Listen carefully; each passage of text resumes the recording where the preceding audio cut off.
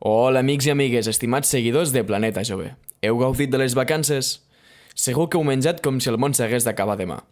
O potser només estic parlant per mi. Sigui com sigui, la millor manera de tornar a la normalitat és amb els nutrients que ens aporten els superaliments. O potser no. Avui, a Menjar en un minut, parlarem dels superaliments. Normalment venen de llocs llunyans i són relativament desconeguts fins que apareixen a les notícies destacant la seva qualitat nutricional. I, de cop i volta, tothom els vol i el seu preu es dispara.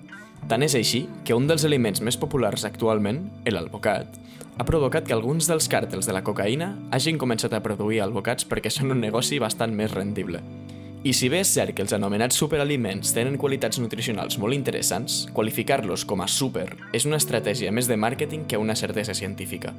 Altres aliments mediterranis també compleixen les mateixes funcions que els superaliments, encara que no quedi tan bonic dir que prens una amanida de nous en lloc que una de quinoa.